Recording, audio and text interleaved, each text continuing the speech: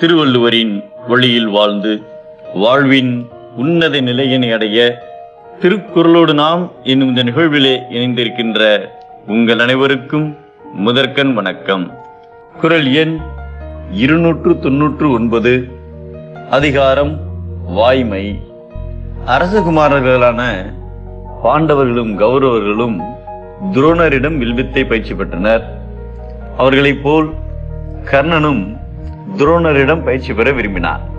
ஆனால் கர்ணன் ஒரு தேரோட்டியின் மகன் என்பதை அறிந்த துரோணர் அவரை தன் மாணவனாக ஏற்க மறுத்துவிட்டார். ஆகையால் கர்ணன் வில்வித்தை பயிற்சியில் வல்லவரான பரசுராமரிடம் சென்றார். ஆனால் பரசுராமர் சத்திரியர்களுக்கு பயிற்சியை கற்றுத்தருவதில்லை என்பதனால் கர்ணன் தான் ஓர் அந்தணன் என்று பொய் கூறி பயிற்சியில் சேர்ந்தார். கர்ணனுடைய பணிவும் ஆர்வமும் பரசுராமருக்கு பெரும் மகிழ்ச்சியை அளித்தது. ஆகையால் அவருக்கு அனைத்து அஸ்திர சாஸ்திரங்களையும் கற்றுக் கொடுத்தார். ஒரு நாள் பகலில் பரசுராமர் கண்ணையர்ந்து கர்ணனின் மடி மீது தலை வைத்து உறங்கிக் கொண்டிருந்தார். அப்போது வண்டு ஒன்று கர்ணனுடைய தொடையை கடித்து துளைத்தது.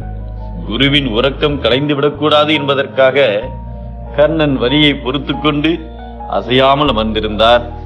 தொடையிலிருந்து இரத்தம் கசிந்து பரசுராமர் கன்னத்தில் பரவி அவர் தூக்கம் கலைந்தது. விழித்து கர்ணனை பார்த்ததும் திடுக்கிட்டார். உடனே கர்ணன், சுவாமி, என்னுடைய தொடையை ஒரு வண்டு கடித்து துளைத்ததால் ரத்தம் கசிந்தது. தங்கள் உறக்கம் கலைந்துவிடக்கூடாது என்பதற்காக நான் வலியை தாங்கிக் கொண்டிருந்தேன் என்று கூறினார். அதை கேட்டதும், இத்தகைய துன்பத்தை தாங்கிக் கொள்ளும் வலிமை சத்திரியர்களுக்கு மட்டுமே உண்டு, அந்தணர்களுக்கு இல்லை. உண்மையை சொல், நீ அந்தணன் தானா என்று கோபமாக கேட்டார். அதற்கு கர்ணன், என் பெற்றோர் யார் என்று எனக்கு தெரியாது. ஒரு தேரோட்டியின் குடும்பம் என்னை பரிவுடன் வளர்த்து வருகிறது.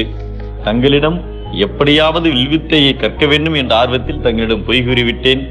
என்னை மன்னித்து அருள வேண்டும் என கதறி அழுதான். ஆனால் பரசுராமர், நீ அந்தணன் என்று என்னிடம் பொய் சொல்லி அனைத்து வகையான அஸ்திர சாஸ்திர வித்தைகளையும் கற்றுக்கொண்டாய். ஆனால் அவை உன் உயிருக்கு நெருக்கடியான நேரத்தில் உதவாமல் போய்விடும் என்று சாபமிட்டார். கர்ணன் கூறிய பொய்யினால் அவன் சிறந்த கல்வி கற்றும் அது தோல்வியிலேயே முடிந்தது. புற இருளை போக்கும் விளக்குகளை விட அக இருளை போக்கும் பொய்யாமை என்னும் விளக்கே ஒருவனை உயர்ந்தோன் என காட்டும் ஒளிமிக்க விளக்காகும் என்பதை எல்லா விளக்கும் விளக்கல்ல, சான்றோர்க்கு பொய்யா விளக்கே விளக்கு என்கிறார் நம் தெய்வப்புலவர் திருவள்ளுவர். பொய்மை இருட்டு, வாய்மையே விளக்கு.